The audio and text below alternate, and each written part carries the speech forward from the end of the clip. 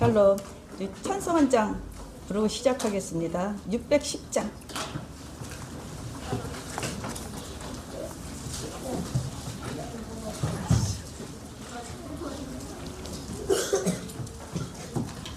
(610장이요)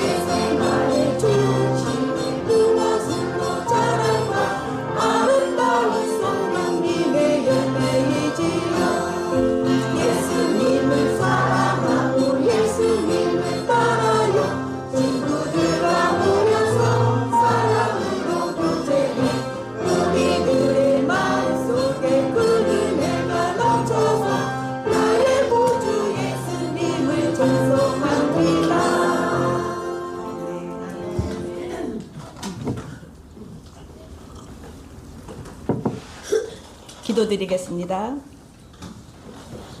아버지 하나님, 크신 사랑과 은혜에 감사드립니다. 독생자 예수님의 흘리신 생명의 피로 우리의 모든 죄를 용서하여 주시고 예수님의 생명으로 살게 하시니 감사드립니다. 아버지의 뜻 가운데 겨울 어린이 캠프를 허락하여 주셔서 감사합니다. 지식에까지 새롭게 하는 생명의 레마의 말씀을 성령님의 가르침으로 성전을 옳게 배웠습니다. 생명되는 지식으로 책임질하고 영의 힘을 얻고 세상을 이기며 예수님의 길 가게 하시니 감사합니다. 아버지의 뜻이신 예수님으로 생명의 열매 맺게 하시니 감사드립니다. 여기 있는 모든 어린이 성도들에게 하늘의 지혜와 믿음을 주셔서 세상 것에 마음에 끌리지 않는 오히려 지배할 수 있는 능력되게 도와주심을 믿고 감사드립니다. 구주 예수님의 이름으로 기도드립니다. 아멘. 여러분 샬롬입니다. 제가 캠프에 참여한 어린이들의 말씀을 듣는 자세를 제가 뒤에서 봤잖아요. 근데 예수님교회 성도로 말씀에 집중하는 모습들이 너무 이쁘고 제 마음이 다 뿌듯했어요. 감사해요, 여러분. 여러분들은 물론이고 소피아, 아진이까지도 예배의 자세가 돼 있는 것을 보아서 모두 너무 이뻐요. 지금 이 시간이 캠프 마지막 시간이니 끝까지 집중과 입술의 화답으로 협력해 주세요. 이번 캠프는 5번에 걸쳐서 성전에 대해서 배웠어요. 내가 길이요 진리요 생명이신 예수님을 만날 수 있는 길을 가장 정확하게 알려주신 곳이 어디라고 배웠어요? 네, 성전이죠. 예수님이 성전, 내가 성전이니 관계만이 예수님을 알 수 있고 만날 수 있기 때문이에요. 내가 지은 죄를 예수님께서 대신 형벌받은 번제단에서 믿음으로 구원받았으면 구원받았다는 증거로 물두멍에서 영적 죄와 육체의 죄를 깨끗이 하면 성소에 들어갈 자격이 돼요. 이제 성소 안에 들어갔으면 성령님으로 옛사람의 죄의 성품을 다스림 받고 예수님의 성품으로 변화받으니 열매가 맺어진다는 것입니다. 지금까지 여러 성도님들이 전한 말씀 모두가 성전의 열매가 되는 말씀이었어요. 성전의 열매 맺는 것이 삼위 하나님의 전 뜻이요 성전의 결론이요 완성이에요. 그래서 오늘 성전에 대한 결론인 열매들에 대해서 함께 말씀을 나눌 거예요. 여러분들이 성령님 의지에서 정신 똑바로 차리고 들어야지 아무 생각 없이 듣고 딴 생각하면 마귀에게 말씀을 빼앗겨 버려요. 들은 말씀이 우리 속에 들어가야 책임질도 되고 열매 맺는 것이지 않겠어요? 내 속에 말씀이 없으면 생명의 씨가 자라지 못해 죽고 열매 맺을 수 없어요. 성전에 열매 맺는 것이 하나님의 전뜻이라고 했죠? 아멘. 가지에 열매가 간당간당하게 붙어 있으면 결국 떨어져 버려요. 그럼 어떻게 돼요? 그런 일은 절대로 있어서는 안 돼요. 그래서 각자의 믿음이 되라고 캠프하는 거예요. 구원은 각자의 믿음이라고 했죠. 자, 그럼 말씀으로 들어갑니다. 캠프 5번째 시간, 제목은 예수님으로 열매 맺는 삶입니다. 먼저 말씀을 찾아 함께 읽어볼게요. 요한복음 15장 4에서 5. 요한복음 15장 4에서 5입니다.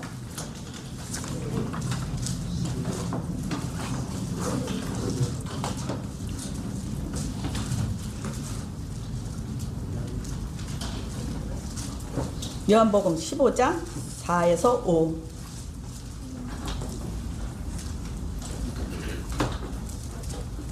다 찾으셨어요? 그럼 다 함께 읽어보겠습니다. 내 안에 시작. 내 안에 거하라. 나도 너희 안에 거하리라. 가지가 포도나무에 붙어있지 아니하면 절로 가시를 맺을 수 없음 같이 너희도 내 안에 있지 아니하면 그러하리라. 나는 포도나무요 너희는 가지니 저가 내 안에 내가 저 안에 있으면 이 사람은 과실을 많이 맺나니 나를 떠나서는 너희가 아무것도 할 수 없음이라. 아멘. 예수님의 이 말씀은 요한복음 13, 14장에 보면 예수님께서 떠나간다 하시니 근심한 제자들에게 당부와 위로의 말씀을 하신 거예요. 위에 말씀하신 요한복음 15장 5회에 나는 포도나무요 하고 말씀하신 분이 누구세요? 네, 예수님이에요. 가지는 너희는 가지니 하신 가지는 누구일까요? 제자들이죠. 그리고 오늘날 성전된 나를 말씀하는 거예요. 성경 창세기를 보면 하나님께서 천지를 지으시고 에덴 동산을 따로 지으셨어요. 에덴 동산은 기쁨, 행복의 동산이라는 뜻인데 무엇을 상징하죠? 맞아요. 천국. 에덴 동산은 천국의 모형이에요.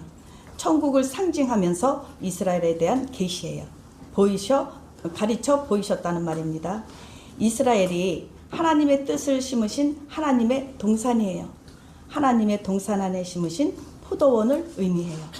에덴 동산의 뜻은 바로 예수 그리스도이십니다. 그럼 천국이신 분이 누구세요? 네, 바로 우리 구주 예수님이세요. 천국은 그 목적이 열매를 맺는 것에 있어요. 포도나무가 열매를 맺지 못하면 그 나무는 쓸모없어 버려져요. 땔감으로도 애매한 식물가 옆으로 포도나무는 옆으로 퍼지는 덩굴 식물이기 때문에 가구를 만든다거나 목재로도 적합하지 않아요. 땔감으로도 애매한 나무가 바로 포도나무예요. 포도나무의 목적은 오직 열매를 맺기 위한 것이에요. 하나님께서는 예수님으로 많은 열매를 맺기를 원하시는 뜻을 에덴 동산의 포도원으로 알게 하셨어요. 그러니까 창조 전부터 지으신 사람으로 열매 얻기를 원하셨다는 말입니다. 호세아 10장 1에 이스라엘은 무성한 포도나무라 하셨듯이 예수님이 포도나무이고 가지는 이스라엘, 우리 이방인은 접붙여진 가지예요. 접붙여진 가지는 틈이 생기면 안 돼요. 틈이 생기지 않게 잘 접착시킵니다. 틈이 생기면 가지에 수분이 빠져나가 말라서 떨어져 버려요. 여러분, 믿는 우리도 하나님과의 관계에서 틈이 생기면 안 돼요. 틈이 나게 하는 세상 것인 핸드폰. 핸드폰은 지금까지 시간마다 다 나왔던 얘기예요. 컴퓨터, 각종 오락, 세상의 물질에 마음을 두고 쫓아가는 것이면 하나님과 틈이 생겨 떨어져 나가게 하는 죄된 것들이에요.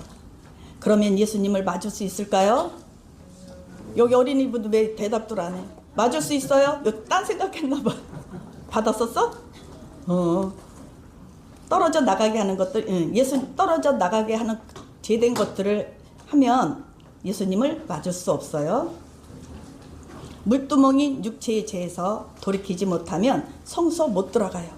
그러니 성소이신 예수님 안에서 열매 맺을 수 없는 것이에요. 필요 이상의 것을 보지 않는 것도 능력이에요. 우리는 제 유혹을 이기지 못하니 성령님께 도움을 구하고 의지해야 합니다. 다시 본문으로 갈게요. 그래서 포도나무는 예수님께 틈이 나지 않도록 꼭 붙어 있어야 나무의 뿌리로부터 올라오는 진액을 받아 그 힘으로 살고 열매를 맺어요. 열매를 내는데 접붙여졌다는 것은 예수님과 예수님의 것을 받아들여 열매를 내게 되었다는 말이에요. 여러분, 삼위 하나님께서는요, 지으신 사람에게 예수님으로 구원 얻게 하시고 오직 예수님으로 영생은 부활의 생명을 말합니다. 그 영생을 주시려는 것이 뜻이기에 이스라엘 유대인들이나 멀리 있던 우리 이방인들에게도 하나님의 구원의 뜻은 차별이 있을 수 없어요. 요한복음 1장 12에 영접하는 자, 곧 그 이름을 믿는 자들에게는 하나님의 자녀단 권세를 주셨으니 하나님의 율법 앞에 서보니 내가 죄인으로 정죄당한 것을 알게 하시고 그 죄에서 구원하시는 구주 예수님을 영접하는 자는 하나님의 자녀된 권세를 주셨고 또 복을 주셨어요. 그 복은 갈라디아서 3장 7에 그런즉 믿음으로 말미암은 자들은 아브라함의 자손인 줄 알지어다. 즉 예수님께서 흘리신 생명의 피로 죄 용서받고 구원받은 이 사실을 믿는 이것이 믿음의 첫 순서예요. 그처럼 우리가 믿음의 조상 아브라함의 후손인 것을 믿는 것이 믿음이요 믿음의 영적 복이에요. 로마서 8장 17에 자녀이면 후사 곧 하나님의 후사요 그리스도와 함께한 후사니 하신 대로 우리가 천국의 유업을 받았다는 것입니다. 아멘. 마태복음 7장 17에 좋은 나무가 나쁜 열매를 맺을 수 없고 못된 나무가 아름다운 열매를 맺을 수 없느니라 하셨는데 여기 아름다운 열매 여기 돼 있죠. 그럼 아름다운 열매가 무엇일까요? 좋은 나무이면 좋은 열매인데 왜 아름다운 열매를 하셨을까요? 예수님께서 우리의 상식은 우리 눈에 보기 좋고 아름다운 것을 생각하죠. 그러나 성경의 뜻은 유일하신 하나님이신 예수님을 말씀하고 있어요. 그래서 이 말씀은 좋은 나무는 오직 유일하신 예수님으로만 열매 맺는다는 거예요. 그러니 예수님을 떠나서 열매 맺을 수 있겠어요? 없어요. 절대로 없어요. 우리는 예수님을 떠나서 살 수 없는 존재입니다. 예수님께서 자연의 이치를 들어서 말씀하셨는데 못된 나무가 나쁜 열매 맺는 것은 또 당연하죠. 그러면 못된 나무와 못된 열매는 또 무엇일까요? 바로 수천 년을 걸쳐 언약해 오신 분, 메시아인 예수님을 알아보지 못하고 배척했던 바리새인, 서기관, 사두개인, 유대 종교 지도자들인 거짓 선지자, 역적 상태를 말씀하신 거예요. 그러니 예수님 안에서 맺어진 열매가 아니니 결국 가라지 쭉정이인 나쁜 열매로 거짓이 드러난 것입니다. 그러니까 처음부터 못된 나무죠. 처음부터. 예수님 안에서 맺어진 열매이면 요한복음 15장 8에 너희가 열매를 많이 맺으면 내 아버지께서 영광을 받으실 것이요 하셨어요. 그러면 믿는 내가 예수님으로 많은 열매를 맺어 아버지께 영광을 올려야 하지 않겠어요? 예수님으로만 하는 것이 하나님이 영광을 받으신다는 것입니다. 그러기에 열매 맺는 것이 무엇인지 함께 배워보도록 해요. 그 열매는 무엇인지 세 가지로 말씀을 준비했어요. 첫째, 한번 쓰세요. 이거 첫째, 첫째, 예수님의 말씀으로 열매 맺는다. 말씀으로 열매 맺는다. 두 번째,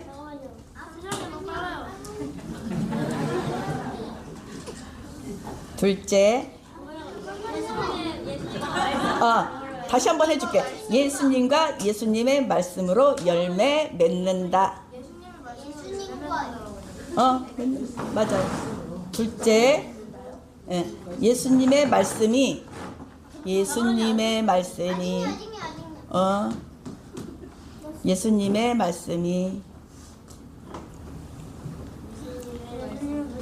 나의 언어로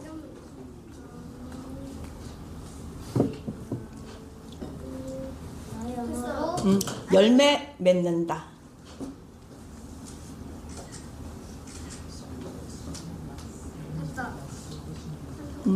셋째, 예수님의 말씀이 나의 언어로 열매 맺는다. 셋째, 생명의 말씀을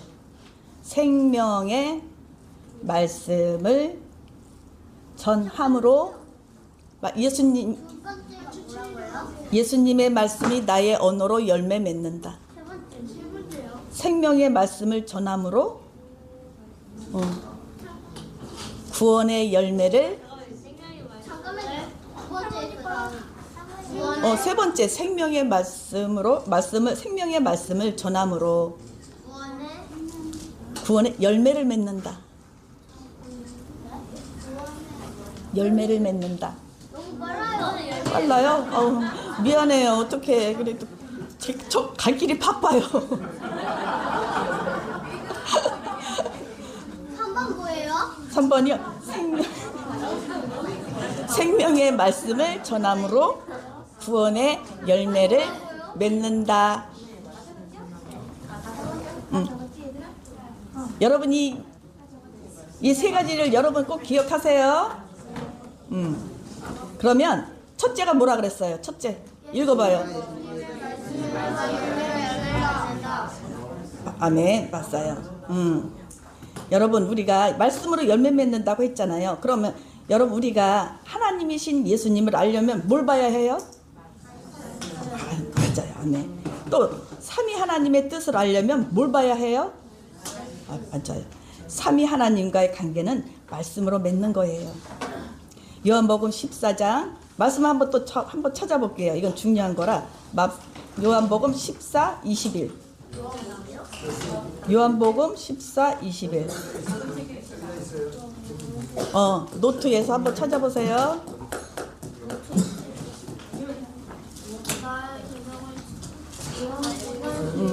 자, 그럼 함께 읽겠습니다. 아니 15, 21.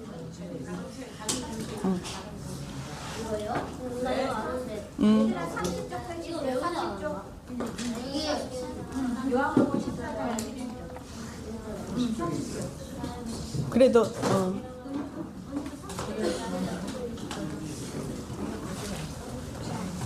또 말씀을 알아야 또 이해가 되니까 한번 다 찾아볼게요. 됐어요? 네. 그러면 읽겠습니다. 시작. 너희가 나를 사랑하면 나의 계명을 지키리라. 20일에 나의 계명을 가지고 지키는 자라야 나를 사랑하는 자니 나를 사랑하는 자는 내 아버지께 사랑을 받을 것이요 나도 그를 사랑하여 그에게 나를 나타내리라. 아멘. 그리고 말씀 하나 더 볼게요. 이건 제가 그냥 읽을게요. 마가복음 12장에 서기관 중 한 사람이 예수님께 모든 계명 중 첫째 계명이 무엇입니까? 하고 물었어요.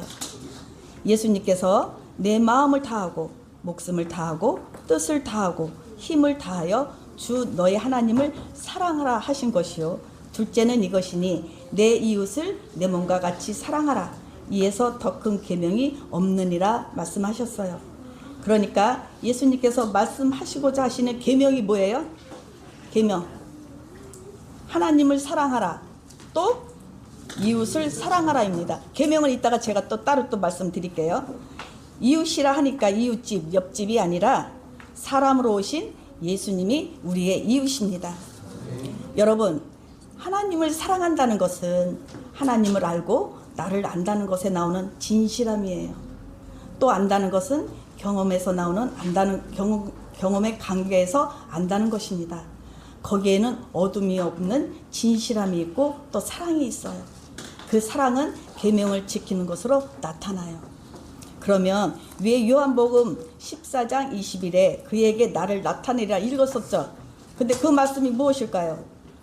나타내리라 한 것이 무엇일까요? 그럼 우리가 무엇인지 갈라디아서 5장 22, 23의 말씀을 찾아 함께 읽어볼게요. 거기 노트에 다 있을 거예요. 갈라디아서 5장 22, 23. 자, 시작.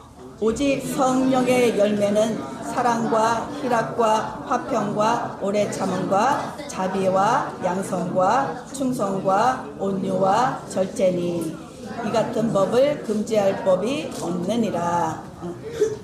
금지할 법이 없느니라 한 것은 성령님의 9가지 열매를 막을 법이 없다는 거예요. 율법으로도 막지 못해요. 그러면 우리의 법이 되신 분이 누구세요? 네, 아멘. 예수님과 예수님 말씀. 오늘은 성령님의 9가지 열매 중 가장 근본이요, 핵심인 사랑의 열매에 대해서 말씀드릴 거예요. 성령님으로 맺은 사랑이 있으면 그 뒤에 8가지는 자연적으로 나타나는 것이기 때문이에요. 나무로 비유한다면 사랑은 뿌리와 줄기와 같고 그 8가지는 그 나무의 가지와 같아요. 성령님의 열매 중에 자비도 있고 양선도 있는데 나는 사랑이 없는 것 같아. 나는 사랑은 있는데 오래 참지 못하겠어. 이런 식의 말들은 다 자기 기분대로 말하는 것으로 거짓말이 됩니다. 예수님으로 말미암은 것은 반드시 성령님으로 되는 것이기에 어느 것 하나는 있고 어느 것 하나는 없다, 그런 식이 아니에요.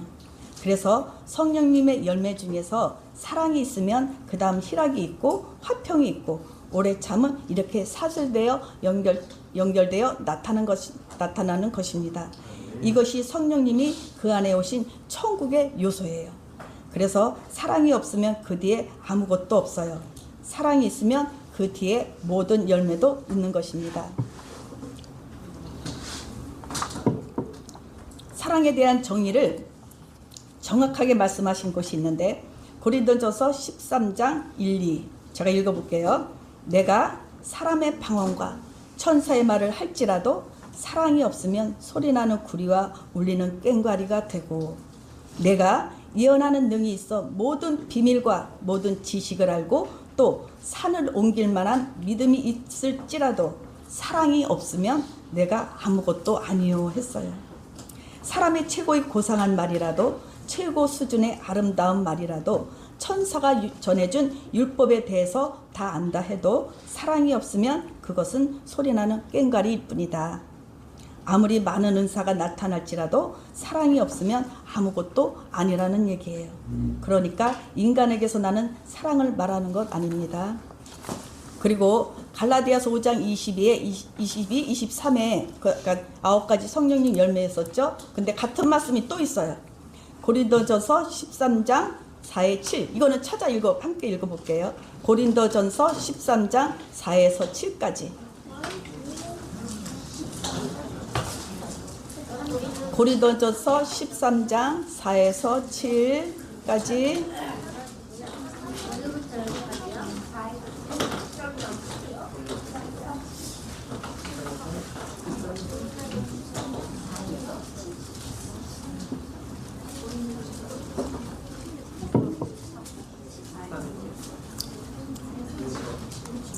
다 찾으셨죠? 자, 그럼 큰 소리로 한번 읽어볼게요. 큰 소리로 시작. 사랑은 오래 참고 사랑은 온유하며 투기하는 자가 되지 아니하며 교만하지 아니하며 무례히 행치 아니하며 자기의 유익을 굳지 아니하며 성내지 아니하며 악한 것을 생각지 아니하며 불의를 기뻐하지 아니하며 진리와 함께 기뻐하고 모든 것을 참으며 모든 것을 믿으며 모든 것을 바라며 모든 것을 견디느니라. 아멘. 바로 예수님의 성품인 사랑의 열매예요. 그러면 모든 성령님의 열매들로 나타나게 하는 근본이 되는 사랑은 어떤 사랑인가?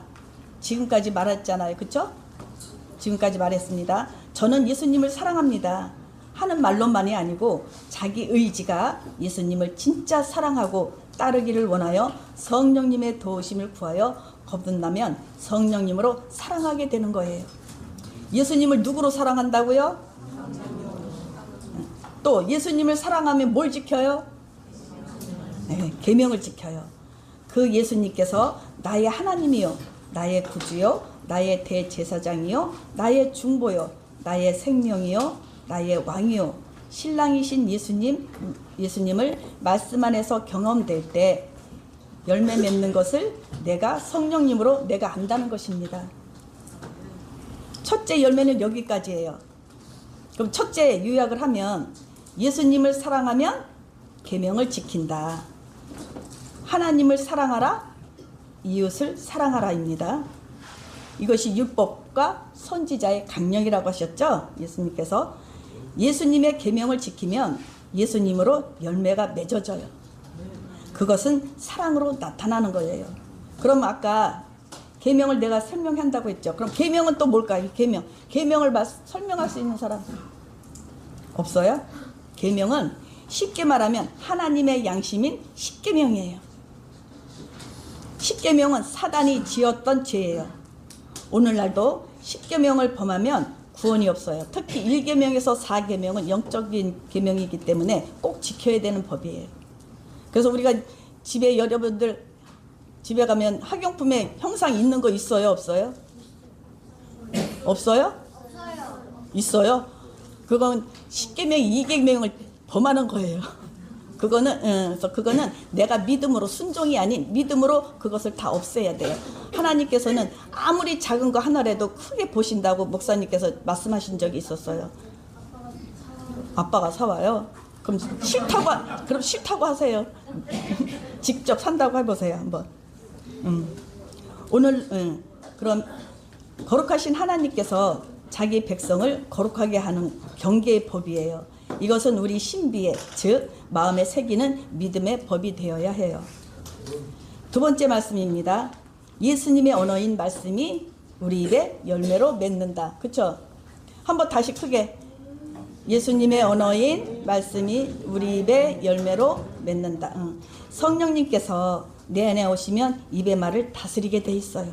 즉 성령님께 잡힌 혀가 되어 신령한 하늘의 말이 나오는 삶으로 열매 맺습니다. 예수님의 언어인 말씀이 우리 입에 열매가 돼야 해요. 예수님께서도 나도 나의 말을 하지 않는다. 아버지의 말씀을 한다고 하셨어요.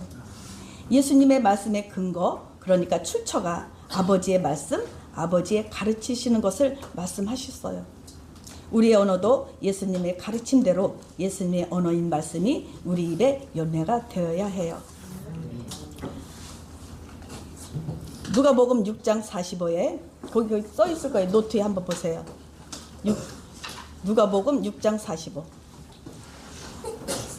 한번 같이 읽을게요. 선한 사람은 그 쌓은 선에서 선을 내고 악한 사람은 그 쌓은 악에서 악을 내나니 이는 마음에 가득한 것을 입으로 말함이니라. 자, 그러니 예수님께서도 말이 얼마나 중요한 것인지를 말씀하셨어요. 말씀을 통해서 아버지의 말씀이 예수님의 말씀이고 예수님의 말씀이 곧 성령님의 말씀이니 우리 입에서도 같은 말이 나와야 합니다. 생각도 뜻도 같은 예수님의 것이 나와야 해요. 야고보서에 누가 말하려 하면 하나님께서 말씀하신 것처럼 말해야 한다는 것을 가르쳐주고 있어요. 말씀의 가르침 따라 말하는 것입니다. 우리 사람의 혀는 자기가 하는 말 같지만 그것이 아니고 그 출처가 있는데 두 군데서 비롯된 것입니다. 그래서 혀의 권세예요. 말의 출처가 어디냐에 따라 말로 사람을 죽이기도 하고 살리기도 한다는 말입니다. 즉 그 말의 출처가 사단의 것이냐 하나님의 것이냐 했을 때 우리의 신앙도 성공하느냐 못하느냐가 말에 있다는 것이에요. 말은 자기를 나타내는 도구이기 때문에 인격을 알 수 있고 믿음을 알 수 있어요.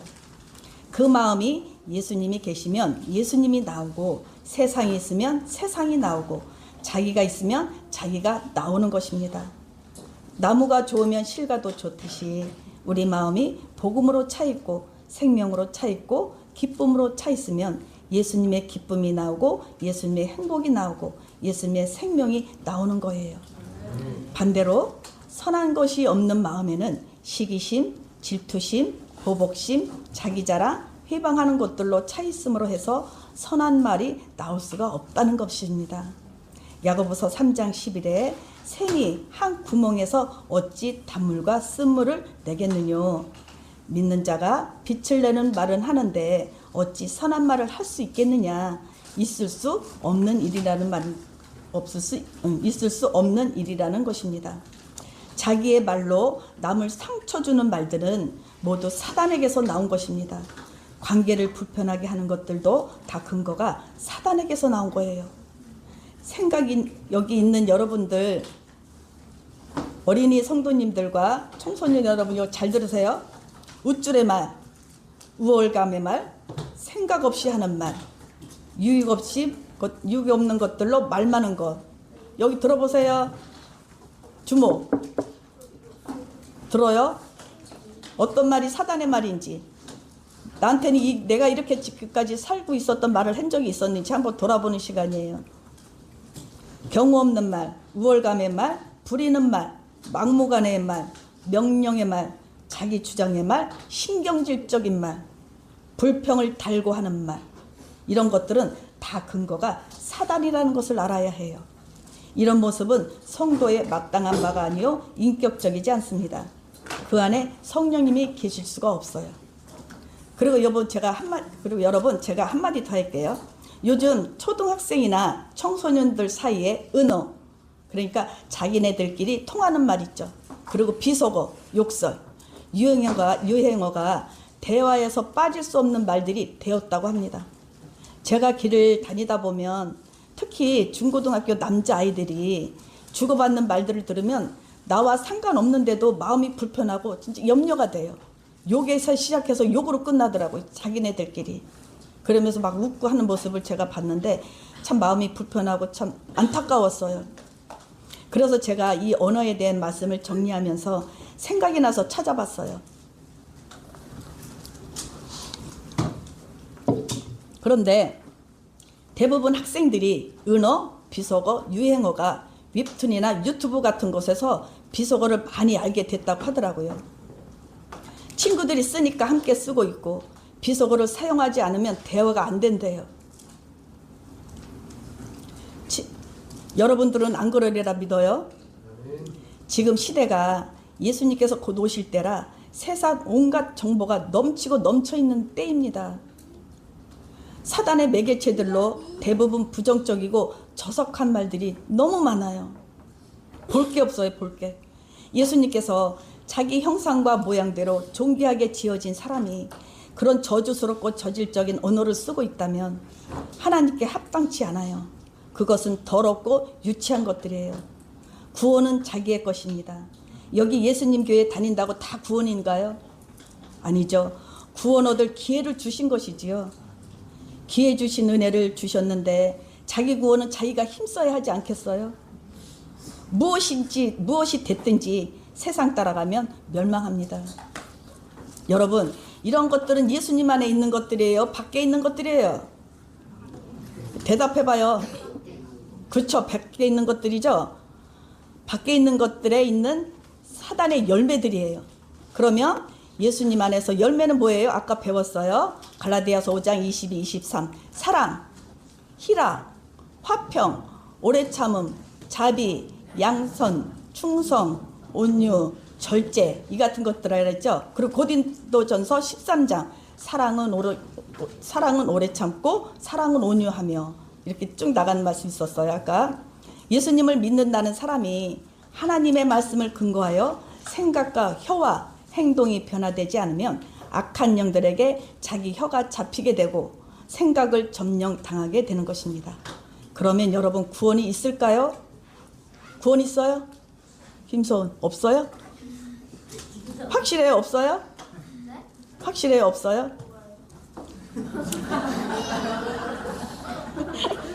그것으로 열매가 되어 배가 부르니 그 믿음이 헛될 수도 있다는 것입니다. 마음이 어두워서 자기를 볼 눈이 없으면 그것은 소경이니 하나님의 말씀도 하나님의 의도대로 볼 눈이 안 되는 거예요. 악한 영에게 빌미를 주는 것은 결국 자기 자신이라는 것을 알아야 해요. 로마서 10장 8에 말씀이 내게 가까워 내 입에 있으며 내 마음에 있다 하였으니 곧 우리가 전파하는 믿음의 말씀이라. 아멘. 우리가 믿는 믿음의 말씀을 늘 시인할 때 성령님께서 함께 복창하시고 그 말씀이 성령님으로 심어져 뿌리를 내려 자라고 열매를 맺는다는 것입니다. 하나님의 약속하신 말씀인 예수님의 말씀을 믿고 입으로 끊임없이 시인하고 믿음의 말씀을 말하면 마음의 믿음이 꽉 채워져서 그것이 입의 열매가 되고 그 열매로 배가 부르게 된다는 것입니다. 그러면 여러분, 사단의 말로 배가 부르시렵니까? 하나님 말씀으로 배가 부르시렵니까? 그렇죠. 하나님의 말씀으로 배가 부르시기 바랍니다. 아멘. 죄에서 하나님의 용서를 받은 자는 하늘의 언어, 하나님의 선한 말씀이 우리 입의 언어가 되어 믿는 자나 믿지 않는 자들에게 은혜를 끼치는 말의 선함을 나타내야 해요. 이것이 세마포의 옳은 행실입니다. 그래서 우리는 믿음을 세우는 일에 마음과 뜻을 다하여 자기 마음과 입에 하나님의 것을 담는 경건의 훈련을 피 흘리기까지 해야 합니다. 자, 그럼 두 번째 말씀이 이제 끝났어요. 두 번째는요. 두 번째 말씀이 뭐라고 했어요? 하나님의 언어인 말씀이 우리 입에 열매를 맺는다. 그 입의 말의 출처는 자기 마음에 있는 것이 나온다. 사단의 것이냐 하나님의 것이냐 했을 때 자기 입의 말을 살피시기 바랍니다. 그럼 이제 세 번째가 뭐예요? 생명의 말씀을 전하는 것으로. 이제 쓰느라고 정신이 없어. 생명의 말씀을 전하는 것으로. 아무튼 이뻐요. 것으로 열매를 맺는다.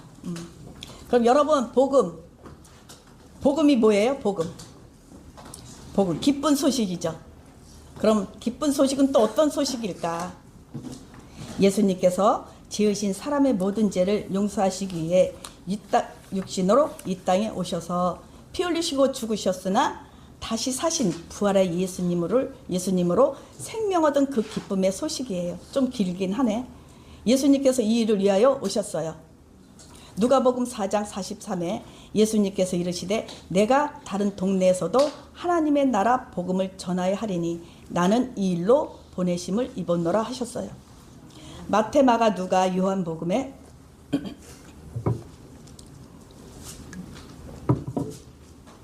사복음서를 보면 예수님께서 천국 복음을 전하시고 수많은 병자를 고치시고 죽은 자를 살리시고 오병이어의 기적을 보이시고 물 위를 걸으신 모든 일들이 바로 예수님 자신이 천국이요 하나님의 아들이요 생명의 주관자요 죄를 사하시는 구주요 심판주로 오셨음을 나타내 보이셨어요. 마가복음 16장에 보면 3일 만에 죽음에서 부활하신 예수님께서 제자들에게 너희는 온 천하에 다니며 만민에게 복음을 전파하라. 믿고 침례를 받는 사람은 구원을 얻을 것이요 믿지 않는 사람은 정죄를 받으리라 하시고 하늘로 올리우사 하나님 우편에 앉으셨고 제자들은 나가 두루 전파할세 하고 기록이 되어 있어요. 예수님과 함께 3년 반을 동고동락하며 예수님의 말씀과 행하신 일을 다 보았어도 예수님이 로마 군병에 끌려가시자 제자들은 모두 도망갔어요. 죽는 데까지 따라가겠다던 베드로는 예수님을 3번 부인하고 심지어 저주까지 했어요. 이것은 아무리 제자들이라도 성령님께서 계시지 않으시면 육으로는 할 수 없다는 것을 보이신 것이에요. 그러던 제자들이 성령 충만함을 받자 두려움이나 망설임 없이 그냥 군중들에게 달려나가 너희가 죽인 예수님을 하나님이 살리셨고 그분의 죽으심은 너희 죄 때문이었다고 증거하여 복음을 전했던 제자들은 대부분 순교했습니다. 자신의 목숨도 아끼지 않은 제자들의 희생이 있었기에 복음이 만민에게 전파되었고 오늘날 이방인인 우리들도 복음을 듣고 구원의 복을 얻게 된 것입니다. 네. 그러므로 제자들의 바통을 받아 교회가 복음 전파한 일에 사명을 받았어요. 로마서 10장 13에 15까지 보면 누구든지 예수님의 이름을 부르는 자는 구원을 얻으리라. 그런즉 저희가 믿지 하는 일을 어찌 부르리요? 듣지도 못한 일을 어찌 믿으리요? 전파하는 자가 없이 들으리요? 보내심을 받지 아니하였으면 어찌 전파하리요? 기록된 바 아름답도다 좋은 소식을 전하는 아름다운 발이여 함과 같으니라. 아멘. 그래서 예수님 교회가 성령님께서 보내신 생명의 말씀을 신성영 목사님께서 영상으로 경고와 함께 말씀 선포하여 복음 전하셨죠. 그리고 또 책으로 이 모양 저 모양으로 전하고 또 성도님들이 생활 현장에서 예수님을 전하고 있어요. 여기 있는 여러분 중에 혹시 자기가 예수님을 믿는다는 것 얘기도 못하고 부끄러워하고 쭈삣쭈삣 눈치 보고 있지 않으세요?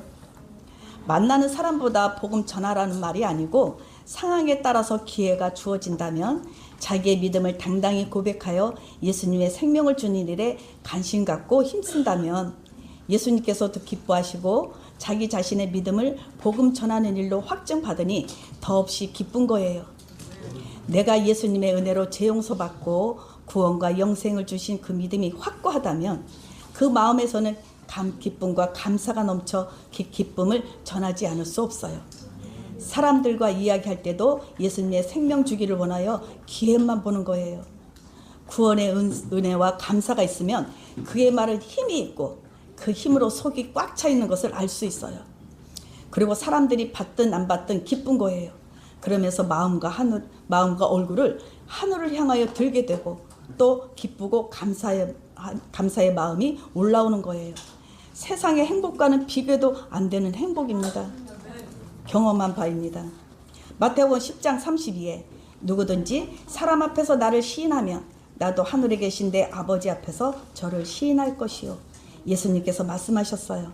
전하다 보면 담대해져요. 또 성령님께서 계신 자는 복음을 전하게 돼 있어요. 예수님께서는 또 지옥도 있다는 것을 말씀하신 곳이 마가복음 9장 48, 49에 거기는 구더기도 죽지 않고 불도 꺼지지 아니하느니라. 사람마다 불로써 소금 치듯함을 받으리라 하셨어요. 누가복음 16장에는 예수님께서 거지 나사로와 부자 이야기하시면서 그 부자가 음부에서 겪는 처절한 고통을 호소하는 것을 보이셨습니다. 진짜 지옥이 있더란 말입니다. 사도행전 4장 12에 다른 이로서는 구원을 얻을 수 없나니 천하 인간의 구원을 얻을 만한 다른 이름을 우리에게 주신 일이 없음이라. 저는요 이 사도행전 4장 12의 말씀을 접할 때마다 힘이 나는 말씀으로 너무 좋아요. 제가 과거 성경책 한 권을 들고 전달하러 다닐 때가 있었는데 한 3년 정도 넘게 했던 것 같아요. 그때 지하철역, 병원, 노방전도 집마다 이렇게 방문하면서 이렇게 다니면서 복음을 전했습니다. 저는 그때 교회 다니세요. 어느 특정 교회를 선전했던 적이 단 한 번도 없었어요. 몸담고 있는 교회는 있었지만 오직 예수님만 전했었어요. 그때 전했던 메시지가 지금 사도행전 4장 12의 말씀이었었어요. 그리고 또 메시지가 있는데 한번 해볼까요?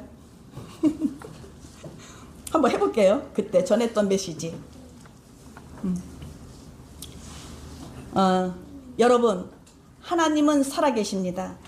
천지 만물 지으시고 사람을 지으신 하나님은 여러분들을 사랑하십니다.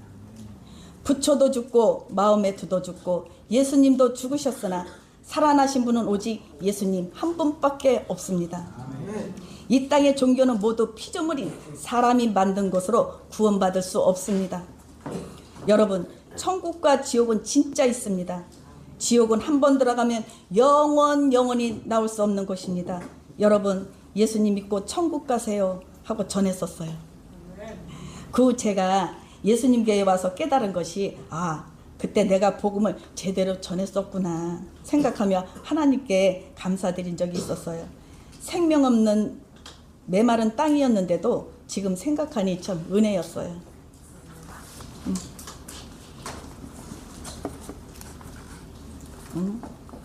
그러므로 세상 종교는 의가 없는 피조물인 배우가 사단인 사람이 세운 것으로 구원 없어요. 절대로 없습니다.